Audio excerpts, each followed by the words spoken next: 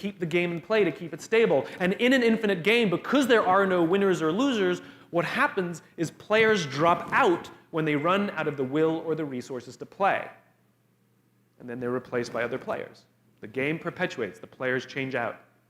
Problems arise when you pit a finite player versus an infinite player, because the finite player is playing to win, and the infinite player is playing to stay in the game. And the finite player will always get frustrated. They will find themselves in quagmire. This was the United States and Vietnam. We were fighting to win. They were fighting for their lives. This was the Soviet Union in Afghanistan. They were fighting to beat the Mujahideen. The Mujahideen would fight for as long as was necessary. Now, let's look at the game of business. The game of business is, by its very definition, an infinite game. It has pre-existed before every single company on this planet ever existed, and it will outlast every single company on this planet. But if you listen to the words of most companies, they don't know the game they're in. You listen to companies, they want to be number one. Based on what metrics? Based on what time frames? Revenues? Market share? Square footage? Number of employees? Based on a quarter, a year? 5 years? 10 years? 50 years? I didn't agree to those standards. You can't suddenly just arbitrarily say we're number one. No one else agreed to the standards. It's nonsense to beat our competition. Based on what? And they study their competition, trying to outdo their competition. And yet, I've never heard of a company that's taken down by the competitors they know. They're always taken down by the competitors they don't know. Do you think MySpace knew that Facebook existed? They were worried about Friendster.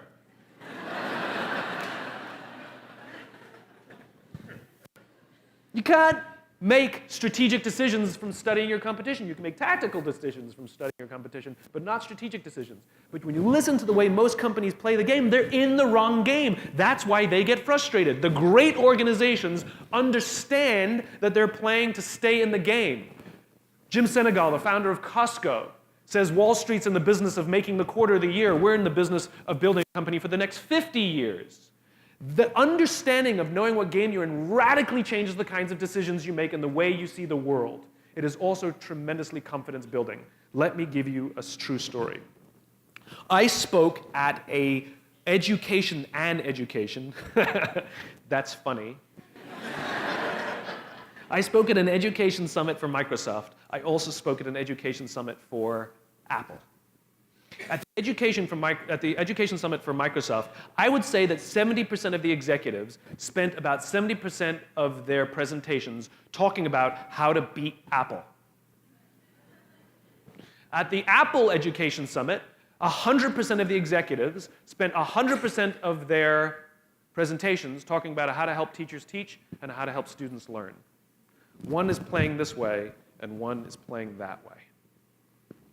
One is playing finite, and the other one is playing infinite. Guess which one gets frustrated?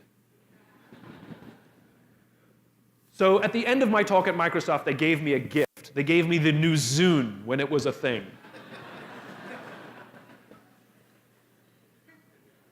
And let me tell you, this thing was spectacular.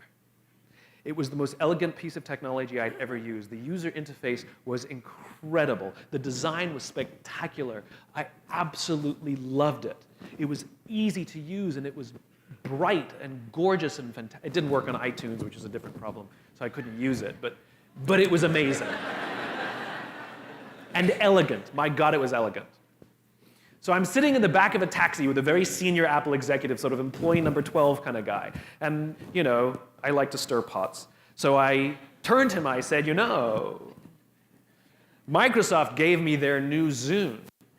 And it is so much better than your iPod Touch. And he turned to me and he said, I have no doubt. Conversation over.